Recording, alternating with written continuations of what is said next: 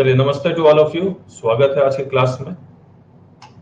हम लोग CA final का आरटीपी डिस्कस कर रहे हैं और सीए फाइनल के आरटीपी में अब हम लोग जो पोर्शन डिस्कस करने वाले हैं वो एक बार दिखा देते हैं। हमने कहां तक कर लिया था डिस्कस? 2 केसेस डिस्कस कर लिए थे हमने और यस, आज हम लोग को डिस्कस करना है क्वेश्चन नंबर 14।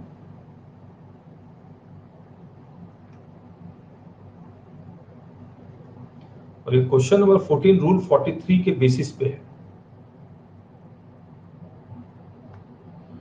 रूल 43 है क्या, बताएंगे? रूल 43 है क्या?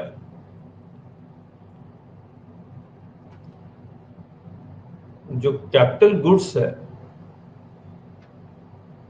यानी कि जो मशीन है, वो आप एग्जेम्प्ट सप्लाई के लिए भी यूज कर रहे हैं और टैक्सेबल सप्लाई के लिए भी यूज कर रहे हैं। तो इसका जो आईटीसी है, इसको आप अपॉर्शनमेंट करते हैं exempt turnover is to taxable turnover के बेसिस पे। करेक्ट है?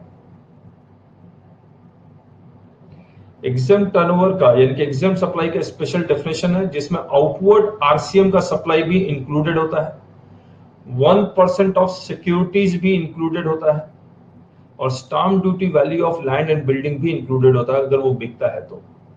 याद है आपको? सेक्शन 17 सबसेक्शन 3 में। अब अगर capital goods are use exclusively for exempt supply, तब तो इनएलिजिबल क्रेडिट हो ही जाएगा। अगर capital goods are use exclusively for taxable supply तो एलिजिबल क्रेडिट हो जाएगा। इनको आपको अपॉर्चमेंट करने की जरूरत नहीं है। अपॉर्चमेंट कब करना है? when it is used, this machine is being used both for exempt supply and taxable supply. Correct है? और रूल 43 ये कहता है कि आपने कोई भी एसेट जो खरीदा है उसका जो जीएसटी का जो अमाउंट है, मान लीजिए वो 60,000 है, कॉन्सेप्ट बता रहा हूं, आप इसको 60 से डिवाइड कर लीजिए। कितना आ गया? ये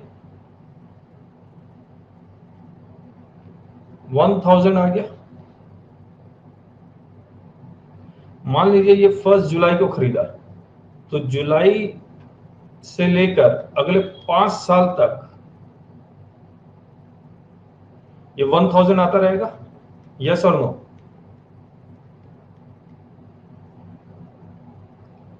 अब हर महीने का टर्नओवर निकालते जाइए, एग्जेम्प्ट सप्लाई का टर्नओवर और टैक्सेबल सप्लाई का टर्नओवर। मान लीजिए ये 1:4 है, तो 25 आप क्रेडिट तो पूरा का पूरा क्लेम कर ही लेंगे 1 जुलाई को 60,000। यस और नो? पूरा क्रेडिट आप 60,000 क्लेम कर लेंगे और हर मंथ पहले 60 से डिवाइड कीजिएगा, ये 1000 हर मंथ रेशियो के बेसिस पे यानी कि टोटल टर्नओवर से डिवाइड करूंगा और एग्जेम्प्ट टर्नओवर से, एग्जेम्प्ट सप्लाई के टर्नओवर से मल्टीप्लाई करके इनएलिजिबल क्रेडिट निकालूंगा और एड बैक करता रहूंगा। सही बात है या नहीं है? रूल 42 और 43 जो टेबल फॉर्म नंबर 3B में रिवर्स करता रहूंगा। करेक्ट, रिवर्स करता रहूंगा।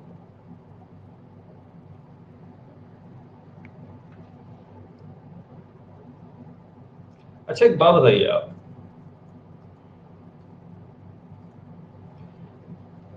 अगर कोई कैपिटल एसेट सिर्फ एग्जेम्प्ट सप्लाई के लिए खरीदा गया, इसको 1 साल के बाद जब 4 साल इसका पीरियड बचा हुआ था तो इसको एग्जेम्प्ट प्लस टैक्सेबल सप्लाई दोनों के लिए यूज करना शुरू कर दिया गया। अब क्या होगा? मान लीजिए जीएसटी था 60,000, टोटल जीएसटी था 60,000। बताइए क्या होगा? कॉन्सेप्ट लगाइए।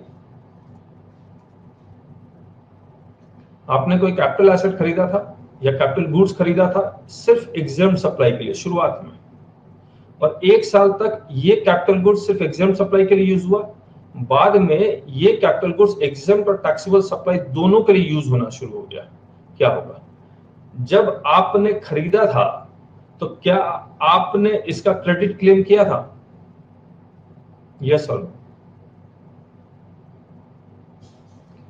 जिस वक्त खरीदा था नहीं क्लेम किया था।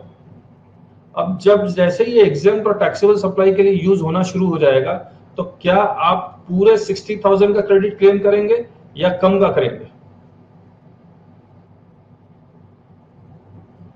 कम का करेंगे। कितना कम करेंगे?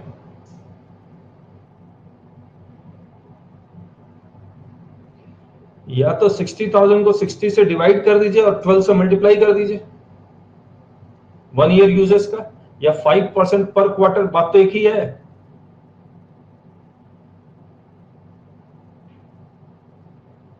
तो 5% पर क्वार्टर यानी कि कितना आ गया? मैं फिर से बोल रहा हूं, 60,000 को आप 60 से डिवाइड कर दीजिए, कितना आ गया? 1,000 आ गया, और 12 से मल्टीप्लाई कर दीजिए, यानी कि 12,000 आपको कम करना है, 48,000 का आपको क्रेडिट मिलेगा, और फिर इसको 60 से डिवाइड कर दीजिए, फिर तो सेम कॉन्सेप्ट चलता रहेगा। या फिर 5% पर क्वार्टर के बेसिस पे आप कम कर दीजिए, 5% पर क्वार्टर यानी कि साल का कितना हो गया? 20% हो गया, 20% ऑफ 60,000 अगेन 12,000 आ जाएगा। यस और नो?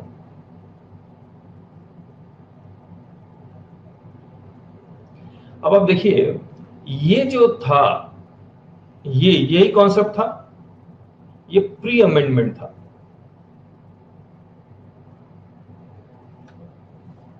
अब इन्होंने अमेंडमेंट किया क्या? यस अगेन, तभी तो डिवाइड होगा। आप पूरा का पूरा 48,000 को तो अपॉर्चमेंट नहीं करेंगे ना।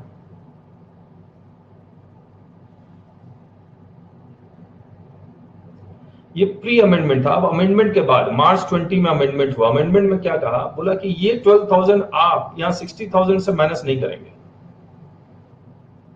और सब फिर क्या करेंगे? बोला ये 12,000 आउटपुट टैक्स में ऐड करना है।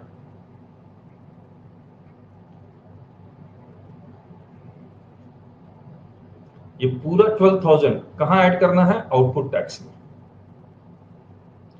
और 60,000 को 60 से डिवाइड करके फिर कैलकुलेशन करना है। सही बात? बात तो एक ही है या डिफरेंस है?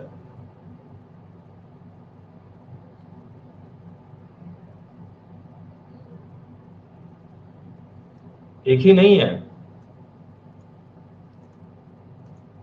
एक ही नहीं है। 12,000 तो पूरा का पूरा गवर्नमेंट ने टैक्स ले लिया। अब ऐड कितना करवा रही है? 60,000 ज्यादा करवा रही है ऐड, और अब 60,000 के बेसिस पे, अब टर्नओवर के बेसिस पे अपॉर्चमेंट होगा। तो जितना ज्यादा एग्जाम्प्ट सप्लाई का टर्नओवर होगा उतना ज्यादा रिवर्स करना पड़ेगा आपको, लॉस होने लगा।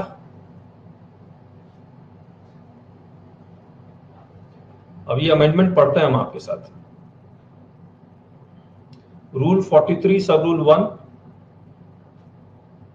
Clause C common credit, the amount of input tax in respect of capital goods not covered under clause A यानी कि ineligible and B यानी कि eligible denoted as A being the amount of tax as reflected on the invoice shall credit directly to the electronic credit ledger, and the validity of the useful life of such goods shall extend up to 5 years from the date of invoice of such goods। यानी कि ये common credit के बारे में, exclusively in exempt supply ineligible, exclusively taxable supply तो eligible हो गया। Correct है? बोलता है ना एक्सक्लूसिव, ना एग्जाम्प्ट सप्लाई के लिए, ना टैक्सेबल सप्लाई के लिए, कुछ और है। तो कुछ और है उसको हम लोग 5 इयर्स मानेंगे, 60 से डिवाइड करेंगे और काम करेंगे। सही बात है?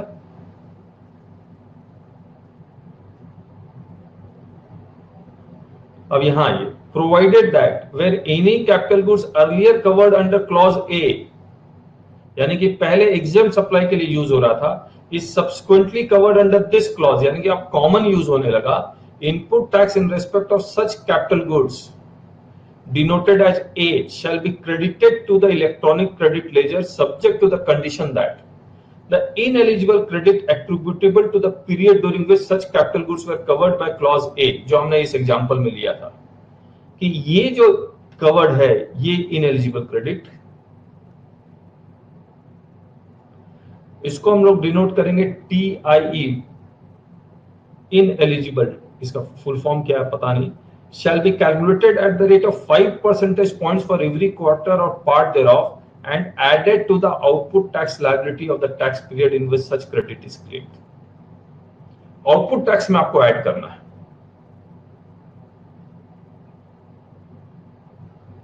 कितना क्रेडिट करना है एक बार फिर से पढ़ लीजिए।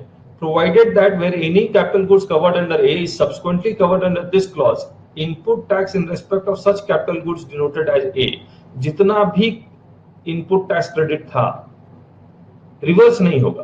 देखिए रिवर्स हो जाता तो फायदा था हमें, फिर हम 48,000 डिवाइडेड बाय 60, ये कितना आता है 800 को हम अपोर्शमेंट करते हैं। अब हम ऐड नहीं कर रहे हैं, 1000 को अपोर्शमेंट कर रहे हैं, हमें तो नुकसान है 1000 को अपोर्शमेंट करने में। जब जब 80%, मान लीजिए 80% एग्जेम्प्ट सप्लाई है, 12,000 ये गया, ये तो पहले ही चला गया। सही बात है या नहीं है? अब देखिए इन्होंने दूसरा अमेंडमेंट क्या किया, ये भी अजीब सा ही अमेंडमेंट है। दूसरा अमेंडमेंट भी बोला अगर पहले टैक्सेबल सप्लाई के लिए खरीदा था, अब इसको एग्जेम्प्ट सप्लाई और टैक्सेबल सप्लाई दोनों के लिए अगर आप यूज करने लगे हैं तो क्या होता है?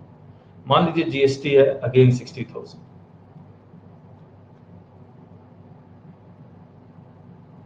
और एग्जेम्प्ट सप्लाई और टैक्सेबल सप्लाई के लिए यूज करने लगे, तो अब ऐड कितना होना चाहिए था? ये टैक्सेबल सप्लाई तो एलिजिबल था, मान लीजिए 1 साल के लिए था, तो ऐड मैं जो करूंगा वो 48,000 करूंगा, यस और नो? बैलेंस बोलता बैलेंस नहीं, 60,000 की अपॉर्चमेंट होगा।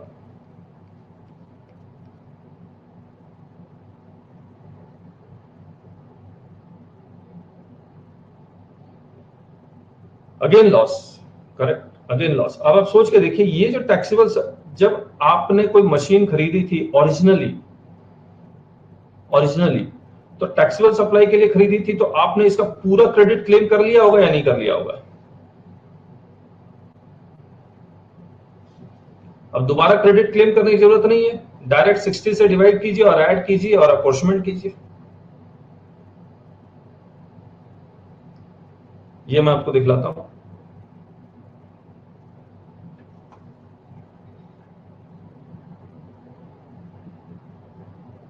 कहां है ये? डी है, the aggregate of the amount provided that.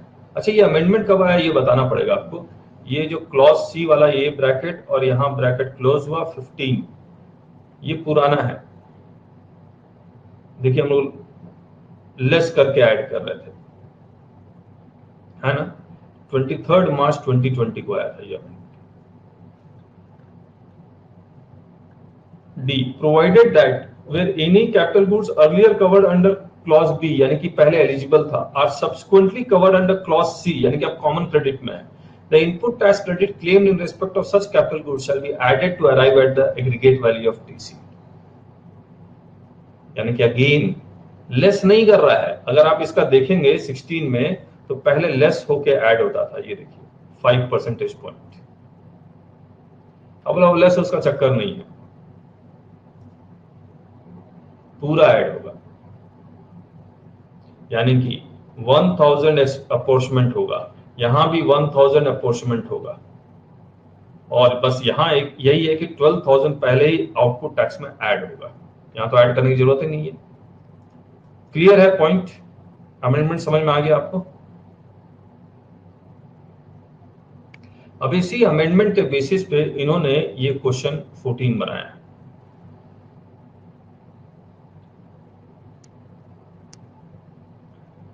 देखिए, KPI Limited registered in the state of Himachal Pradesh has a manufacturing unit at Batti. The company manufactures two products, XT and ST, while XT is taxable supply, T is a taxable supply, ST is exempt supply. तो ये exempt supply है, ये taxable supply है, याद रखिएगा. Machine 1 purchased on 1st July for being used in manufacturing of X and T. हमें निकालना किस मंथ का है? कोई मंथ लिखा हुआ है? नीचे देख लेते हैं. यस, हमें जो भी निकालना है जुलाई का निकालना है. करेक्ट है, जुलाई का. अब देखते जाते हैं. मशीनरी 1 अब बताते जाइएगा. जुलाई महीने में मशीन 1 किस पर्पस के लिए यूज किया गया? किस पर्पस के लिए? कॉमन. कितना वैल्यू का है? 72,000.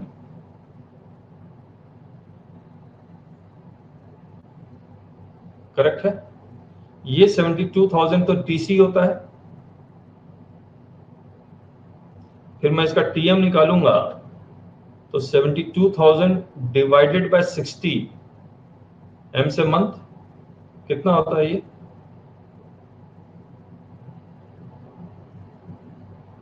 600 होता है या कुछ और होता है? सॉरी, 1200. मशीनरी 2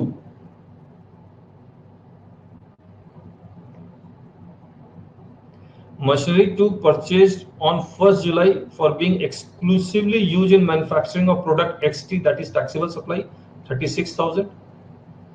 तो मुझे पूरा का पूरा क्रेडिट 36,000 का मिल जाएगा. टैक्सेबल सप्लाई है. यस और नो? तो अभी मैं ये डिवीजन विजन बाद में करेंगे. पहले तो मुझे जुलाई महीने में मुझे 72,000 का मैं पूरा क्रेडिट क्लेम करूंगा. बाद में मंथली बेसिस पे अपॉर्चमेंट करूंगा इसको.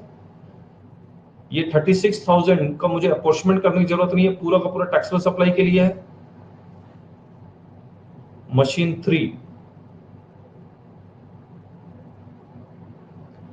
3 purchase on 1st July being exclusively used in manufacturing of ST, exempt supply के लिए है. एग्जाम सप्लाई के लिए, तो मुझे इसका क्रेडिट नहीं मिलेगा. सही बात है या नहीं है? फिर machinery 4 purchase on 1st October last year for being exclusively use in manufacturing of product XT, यानी कि एक्सक्लूसिवली एग्जाम सप्लाई के लिए खरीदा गया था. From 1st July such machinery will also be used in manufacturing of product XT. अब मुझे एक बात बताइए, टोटल 1,44,000 है. क्या मुझे ये 1,44,000 का 1st October लास्ट ईयर में क्या इसका मैंने क्रेडिट क्लेम किया था? यस और नो? अब जुलाई महीने में ये दोनों के लिए यूज होगा, तो मैं क्या पूरा 1,44,000 का क्रेडिट क्लेम करूंगा जुलाई महीने में? यस और नो? राजेश जी यस ना?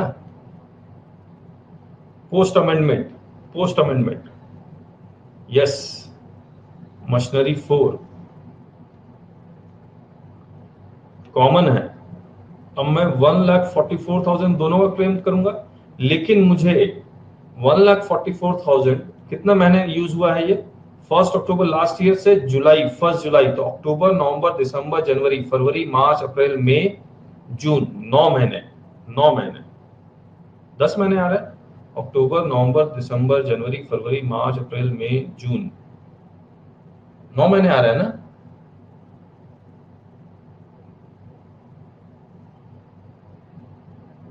अब 1,44,000 को अगर मैं 9 महीने यानी कि 5% आ गया, 15% ऑफ 1,44,000 कितना होता है? 15% ऑफ 1,44,000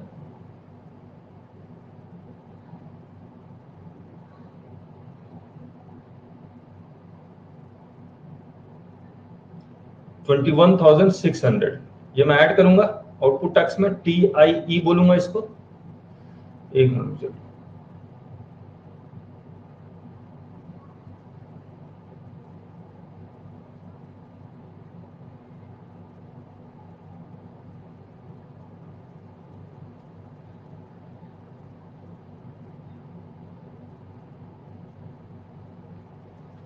तो TIE 21,600 ऐड करूंगा और 1,44,000 का मैं क्रेडिट क्लेम करूंगा। मशीन 5 में आता हूं मैं।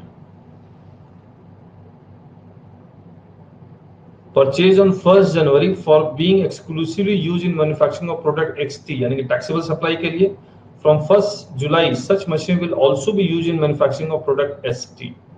अब बताइए मुझे, 1 जनवरी को जब ये मशीन खरीदी गई थी, ये पूरा 18,000 का मैंने क्रेडिट क्लेम कर लिया था या नहीं कर लिया था?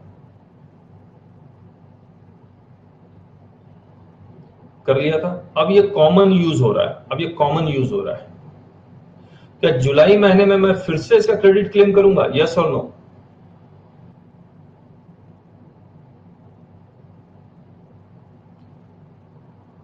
कहिए। नहीं, जुलाई महीने में दोबारा नहीं करूंगा। अब मैं क्या करूंगा, 60 से डिवाइड करके इसको सिर्फ अपोर्शनमेंट करना है मुझे। तो मशीन 5 कॉमन, ये एग्जेम्प्ट से कॉमन आया, ये टैक्सेबल सप्लाई से कॉमन आया, यहां नहीं आएगा। लेकिन बैलेंस नहीं, पूरा का पूरा, यही तो अमेंडमेंट है। जो टीएम निकलेगा, टीएम में जरूर ऐड होगा 18,000 डिवाइडेड बाय 60। आउटवर्ड सप्लाई में नहीं ऐड होगा। आउटवर्ड सप्लाई में तब ऐड होता जब एग्जेम्प्ट से कॉमन में जाता। ये टैक्सेबल से कॉमन में जा रहा है। करेक्ट है?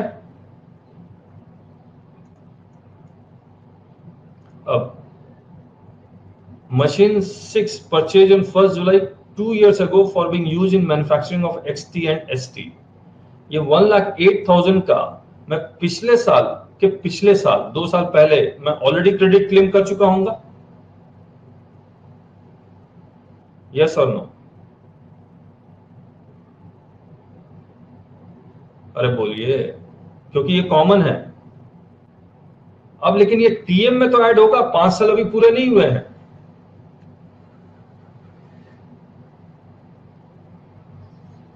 तो मशीन 6 कॉमन है, 2 साल पुराना, तो यहां नहीं आएगा, लेकिन ये टीएम में जरूर आएगा। 1,08,000 डिवाइडेड बाय 60। करेक्ट है? अब टीएम में क्या क्या आ रहा है? टीएम में अगर टोटल करें तो 72,000 आ रहा है, 18,000 आ रहा है, ये 1,44,000 आ रहा है, और 1,08,000 आ रहा है। इसको टोटल करके डिवाइड बाय 12 कर देंगे। करेक्ट है? और जुलाई महीने में मैं जो क्रेडिट क्लेम करूंगा वो ये इतना करूंगा, 72,000 प्लस 36,000 प्लस 1,44,000। यस और नो?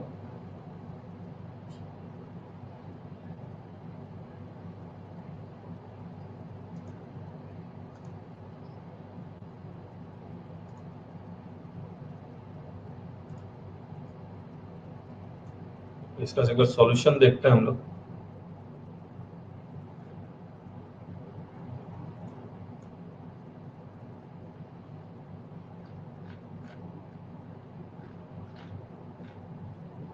देखते हैं। तो हमने मशीन 1 72,000, 36,000, 1,44,000, ये जुलाई मंथ में मैं 2,52,000 का क्रेडिट क्लेम करूंगा। आउटपुट टैक्स में जुलाई मंथ का ही आउटपुट 3B में मैं आउटपुट टैक्स में 21,600 ऐड करूंगा। करेक्ट है? जो मेरा टीसी आएगा, टीसी कहां गया, ये टोटल करूंगा तो टीसी आएगा, 12 से डिवाइड कर दूंगा तो टीएम आ जाएगा। सही बात है?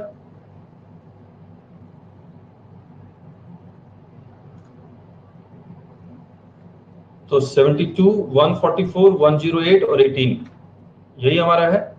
72, 144, 18, 18, 3,42,000 डिवाइडेड बाय 12 तो 5,700 आ जाएगा।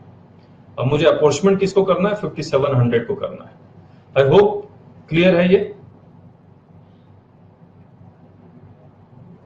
बता दीजिए।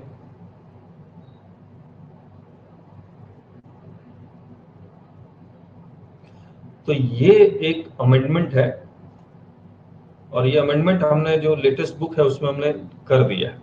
ये amendment obviously not good for the industry, not good for the industry. क्यों किया मुझे नहीं समझ में आ रहा है। कोई ना कोई लॉयर इसको चैलेंज जरूर करेगा। 3,42,000 डिवाइडेड बाय 12, 12 क्यों? 60 होगा ना।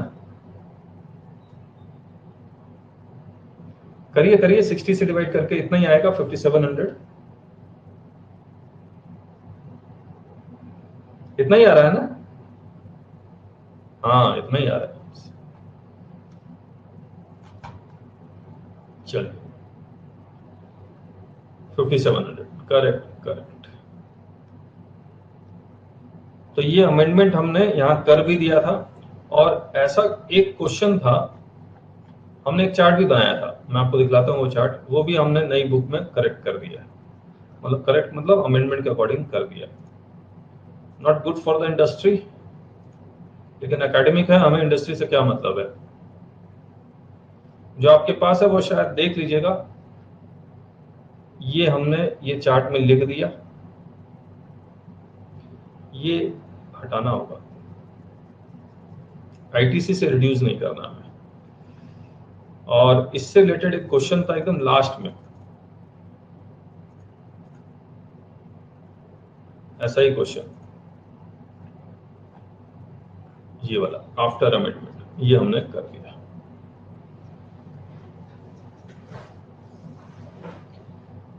चलिए राजेश जी, इतना अमेंडमेंट होता क्या करें?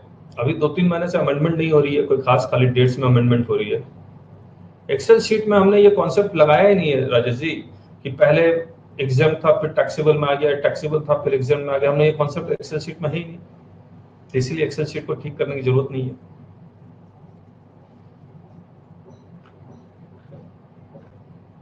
क्योंकि ये कॉन्सेप्ट अगर हम लोग एक्सेल शीट में लगाने लगे तो हम फॉर्मूला बताने बताते थक जाएंगे हम लोग, इसीलिए हमने नहीं लगाया। ठीक है, डन राजेश, याद दिला दीजिएगा बस। अब आइए रिफंड का एक क्वेश्चन है, रिफंड का। रिफंड में भी एक अमेंडमेंट आया है और मैंने रिफंड का ऐड नहीं किया, एक बार होल्ड करेंगे तो। चलिए, रिफंड का जो फॉर्मूला है रूल 89 सब रूल 4 में है। और रिफंड का फॉर्मूला बड़ा सिंपल था, turnover of zero rated supply of goods plus turnover of zero rated supply of services divided by adjusted total turnover into net ITC. यहां पर नेट आईटीसी में इनपुट्स का आईटीसी और इनपुट सर्विसेज का ITC, capital goods का नहीं है।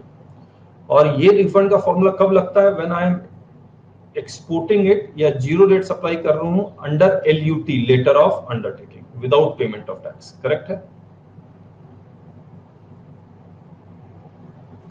और ये जो एडजस्टेड टोटल टर्नओवर है, इन्होंने इस फॉर्मूले को, देखिए दिखलाता हूं, कहां गया, ये रहा, सॉरी, जीरो रेटेड सप्लाई का ये वाला, इसमें अमेंडमेंट किया। और ये अमेंडमेंट ये किया, turnover of zero rated supply 23 मार्च 2020 से, turnover of zero rated supply of goods made during the relevant period without payment of tax under bond or letter of undertaking, or the value which is 1.5 times the value of like goods domestically supplied by the same or similarly placed supplier as declared by the supplier, whichever is less. तो आपने zero rated supply of goods मान लीजिए 100 किया, वही goods या वैसा ही goods आप supply करते हैं इंडिया में जो सिर्फ 50 रुपीज में आप सप्लाई करते हैं, तो ये कहता है 1.5 टाइम्स ऑफ 50 निकाल लीजिए, कितना आएगा? 75 आ जाएगा। तो 100 और 75 whichever is lower will be treated as turnover of zero rated supply of goods, not services. याद आया आपको?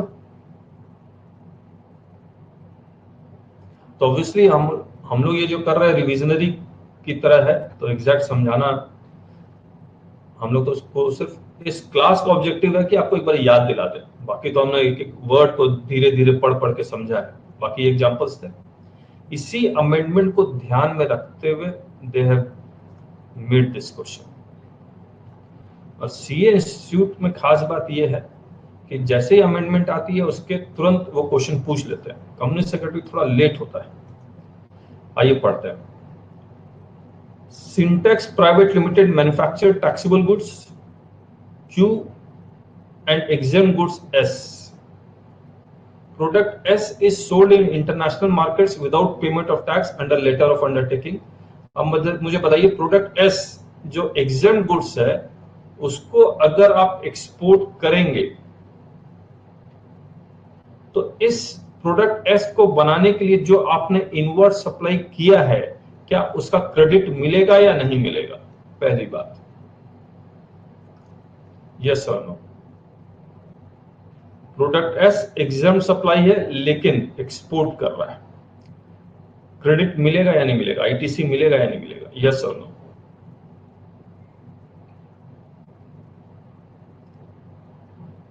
सेक्शन 16 ऑफ आईजीएसटी में लिखा हुआ है, साफ साफ लिखा हुआ है, zero rated supply even if exempt supply को आप एक्सपोर्ट करते तब भी इस इनवर्ड सप्लाई का आपको क्रेडिट मिलेगा। क्रेडिट अगर नहीं मिलेगा, ब्लॉक क्रेडिट में अगर चला जाता है, इनएलिजिबल क्रेडिट में चला जाता है तो रिफंड भी नहीं मिलेगा। यस और नो? तो क्रेडिट मिलेगा इसीलिए रिफंड मिलेगा। अब मुझे एक बात बताइए, जब आप एलयूटी के में एक्सपोर्ट करते हैं तो क्या आपको कैपिटल गुड्स का जीएसटी का रिफंड मिलता है?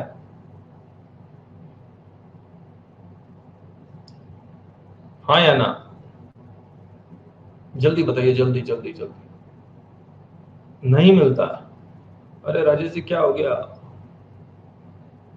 सिर्फ एलयूटी में अगर आप एक्सपोर्ट कर रहे हैं तो इनपुट का मिलता है और इनपुट सर्विसेज का मिलता है, लेकिन ऑन पेमेंट ऑफ टैक्स करते हैं तो इसका मिलता है। याद है?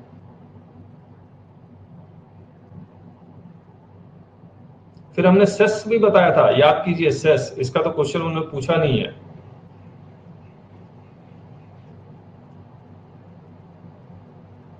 तो कोल खरीद रहे हैं और एल्यूमिनियम बना के एक्सपोर्ट कर रहे हैं आप। कोल खरीद रहे जिस पर सेस लगता है, उससे एल्यूमिनियम बनाते हैं, उसको एक्सपोर्ट कर रहे हैं, एल्यूमिनियम पे सेस नहीं है और आपको सेस का रिफंड चाहिए, तो on payment of tax cess का रिफंड नहीं मिलेगा, एलयूटी पे मिलेगा। तो हमने कहा था इसको आप ध्यान रखिएगा।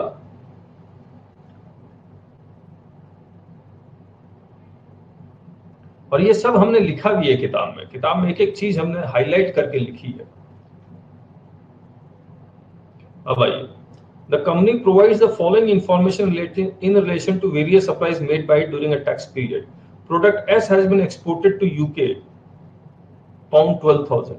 Product Q has been supplied to Betty Enterprises within India, ₹20 lakh. The above amounts are exclusive of taxes wherever applicable. The company provides the following information. Inputs का credit, ये capital goods, इसका refund नहीं मिलेगा, और ये 2 लाख इसका refund मिल सकता है। यानी कि टोटल जो एलिजिबल क्रेडिट है जिसका वो रिफंड क्लेम कर सकता है, दैट इज 2,50,000। सही बात? A and C allowed. फिर ये कहता है value of product S exported to UK in Indian rupees is 12 lakh. तो बताइए टोटल टर्नओवर कितना हो गया हमारा? ये जीरो रेटेड सप्लाई है जिसका आईएनआर वैल्यू है 12 लाख।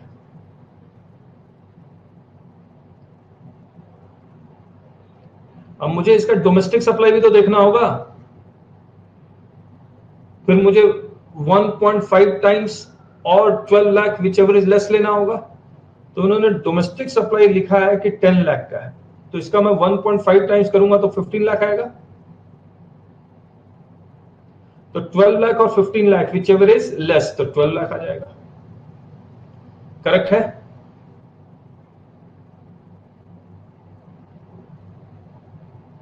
अब आगे, Betty Enterprises is a 100% EOU. It has claimed ITC on goods supplied to it by Syntosex Private Limited. Export कौन कर रहा है? एक्सपोर्ट कौन कर रहा है? सिंटोएक्स।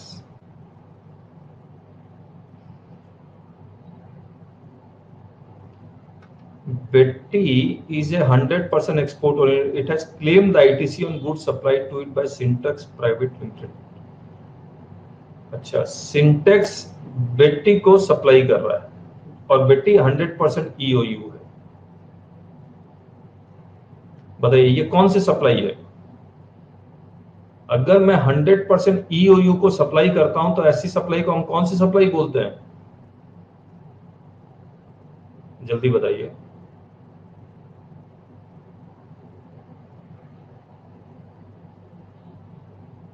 Deemed export. डीम्ड एक्सपोर्ट, इसके पास एडवांस ऑथराइजेशन होता है, इसके पास EPCG का लाइसेंस होता, ये 100% EOU होता, तो इसको अगर मैं सप्लाई कर रहा हूं तो it is called deemed export. Deemed export, याद आया?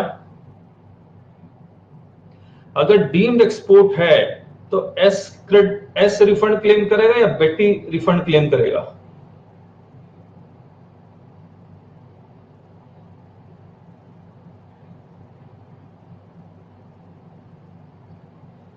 कोई एक क्लेम करेगा, या तो एस क्लेम कर ले या बी क्लेम कर ले।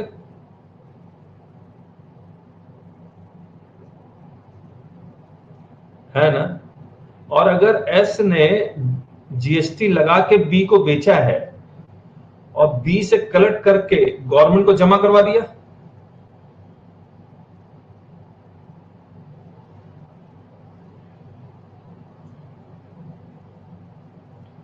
हाँ अंडरटेकिंग देना होगा, और बी को आईटीसी क्लेम नहीं करना चाहिए इस पे।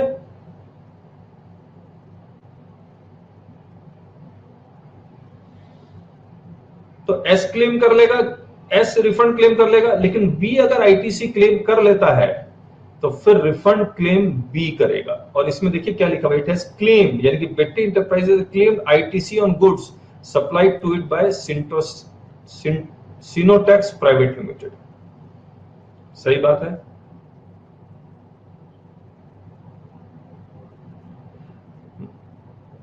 जितने भी स्टूडेंट्स हैं मैं उनको कहना चाह रहा हूं, एक बात आपको याद करना होगा, जो प्रैक्टिस में है वो तो किताब खोल लेंगे, इधर उधर से पूछ लेंगे, उनको एग्जाम नहीं देना है, आपको एग्जाम देना है।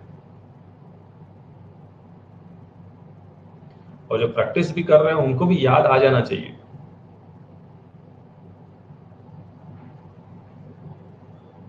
है ना? तो इस पॉइंट को अब देख रहे, एक ही क्वेश्चन में कितने इन्होंने पॉइंट डाले हुए हैं। ये आईसीआई की खास बात है, यहाँ पर प्रोडक्ट एस को एग्जाम कर दिया जानबूझ के, ताकि क्रेडिट लगे कि क्रेडिट नहीं मिल रहा है। फिर 1.5 टाइम्स का कॉन्सेप्ट डाल दिया, डीम्ड एक्सपोर्ट का कॉन्सेप्ट डाल दिया एक ही क्वेश्चन में। इसके बाद देखिए अब तो एकदम प्रैक्टिस, जो आर्टिकलशिप कर रहा है ना उसी से ये क्वेश्चन हिलेगा, नहीं तो वो हिलेगा भी नहीं। ये सब किताब में भी लिखा हुआ नहीं है कहीं, एफएक्यू ये सब में, अब ये जो आगे वाला पॉइंट है एफएक्यू ये सब में लिखा होता है, लॉ का पॉइंट सर्कुलर में लिखा होता है, और जो प्रैक्टिकली इसको ऑफिस में बैठ के अप्लाई करता है उससे तुरंत होता है ये क्वेश्चन, वरना बहुत मुश्किल है। उसको याद ही नहीं आएगा, कितना रट्टाफिकेशन करेगा और कितना दिमाग में डालेगा। लेकिन एक बार हाथ से निकल जाए, क्योंकि इस डेटा को कलेक्ट करने में उसका कम से कम 1 सप्ताह जाएगा, 1 वीक, एक एक डेटा को कलेक्ट करने का, फिर ऑथेंटिकेट करने के लिए, ताकि वो रिफंड एप्लीकेशन फाइल करे। 1 रुपया भी इधर उधर हो जाए तो गलत हो जाएगा। तो इतना दिमाग जाएगा 1 महीने का रिफंड एप्लीकेशन फाइल करने के लिए। सही बात है कि नहीं? फिर दिमाग में बैठ जाता है। इसीलिए हम लोग ये कहते हैं कि आर्टिकलशिप करना तो बहुत जरूरी है, सीए हो, सीएस हो, सीएमए हो, नहीं तो बहुत मुश्किल है। फाइनल का एग्जाम आप पास करने के बाद भी आप फेलियर रहेंगे अगर आप आर्टिकलशिप ये सब नहीं करते हैं। तो सीखना बहुत जरूरी है। आगे ये सर्कुलर का हिस्सा है जो इन्होंने डाला है। अब अगर मैं टर्नओवर 89 सब रूल 4 अप्लाई करूं तो क्या आएगा? फॉर्मूला क्या आएगा 89 सब रूल अप्लाई करूं तो? Turnover of zero rated supply,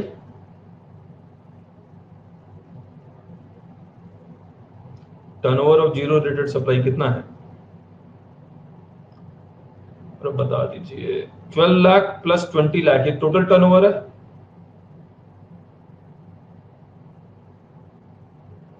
32 lakh. Yes और नो। इसके बाद जीरो रेटेड सप्लाई का टर्नओवर कितना है? 12 लाख।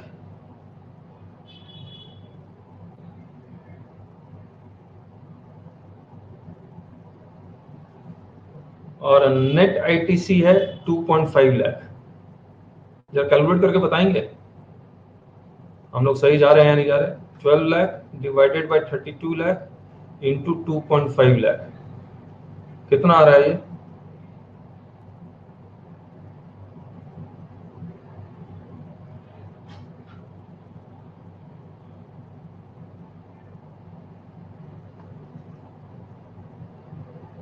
$93,750।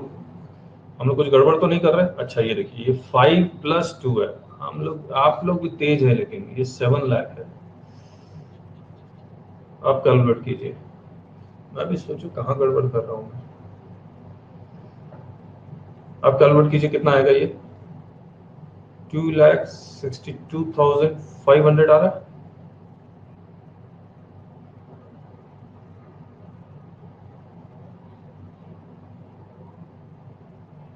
अब देखिए, अब समझिए एक बात, सर्कुलर का पॉइंट। मैंने क्रेडिट तो 7 लाख क्लेम किया है, लेकिन मैं डोमेस्टिक सप्लाई भी तो कर रहा हूं टैक्सेबल गुड्स का, हाँ या ना?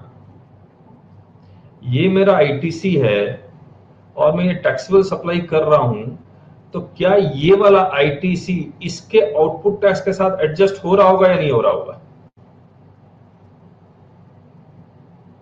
यस और नो? एक एग्जाम सप्लाई है जिसको मैं एक्सपोर्ट कर रहा हूं, मैं 2 प्रोडक्ट बनाता हूं, और एक टैक्सेबल सप्लाई है जिसको मैं डोमेस्टिक सप्लाई कर रहा हूं। मुझे गुड्स मिला, मैंने क्रेडिट क्लेम कर लिया इसका एग्जाम सप्लाई वाला, अब मैं इसका रिफंड मांग रहा हूं, लेकिन ये वाला क्रेडिट जो मैंने क्लेम किया है वो टैक्सेबल सप्लाई के साथ एडजस्ट भी होता जा रहा है।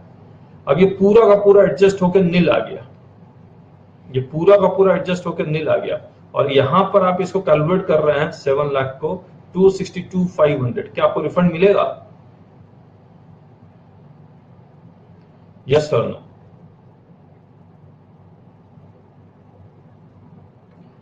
आईटीसी का ही तो रिफंड मांगते हैं, लेकिन आईटीसी पूरा का पूरा आपने एडजस्ट कर लिया, तो क्या रिफंड मिलेगा? यस और नो? नहीं मिलेगा। तो ये सर्कुलर था।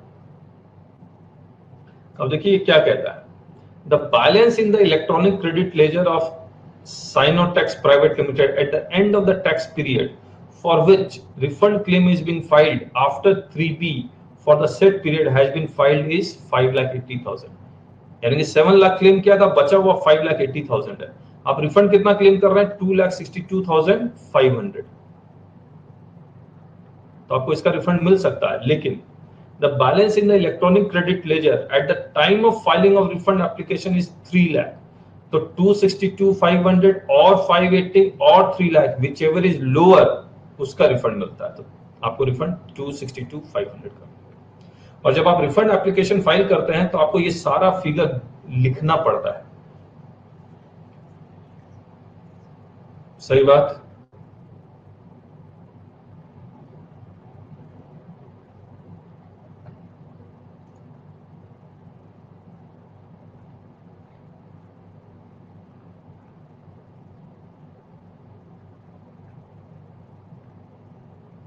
ये देखिए ABC, ये सर्कुलर का, इसके बेसिस पे उन्होंने क्वेश्चन बनाया। सर्कुलर का डेट देख लीजिए, कब का डेट है? 18 नवंबर 2019 का। ये हमने डिस्कस किया है क्लास में और बहुत डिटेल में डिस्कस किया है। आई का अलग कैलकुलेशन होगा, सी का अलग कैलकुलेशन होगा, एस का अलग कैलकुलेशन, इतना कॉम्प्लिकेटेड तो खैर इन्होंने नहीं किया है। ये देखिए पूरा सर्कुलर है।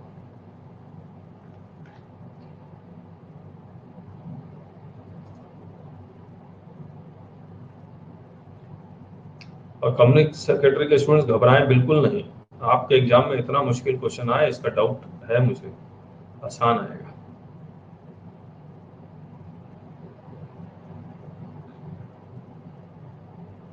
लेकिन सीए फाइनल के स्टूडेंट्स को मैं बता दूं, अगर आप आर्टिकलशिप नहीं कर रहे हैं तो करना शुरू कीजिए, डमी ले रखा है तो उसको छोड़िए और ढंग से तैयारी कीजिए, डिटेल में तैयारी कीजिए, क्योंकि आप फाइनल में हैं और आप ऑडिटर हैं, जीएसटी ऑडिटर हैं। कल मिले आप?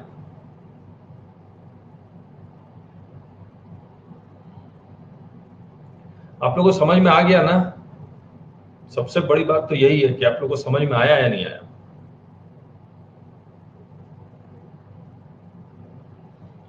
क्योंकि प्रॉपर क्लास तो थी नहीं कि मैं एक एक चीज लाइन बाय लाइन करके करवाता आपको।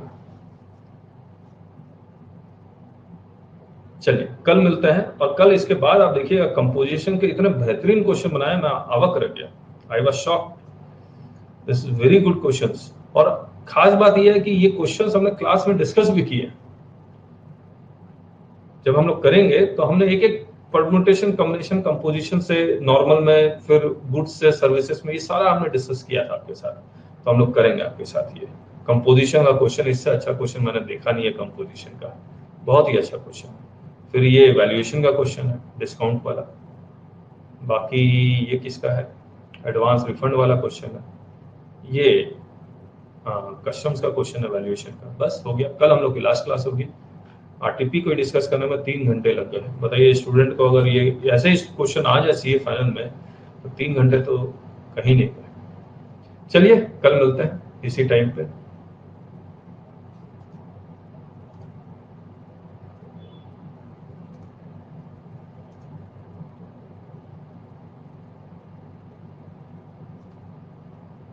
बाय।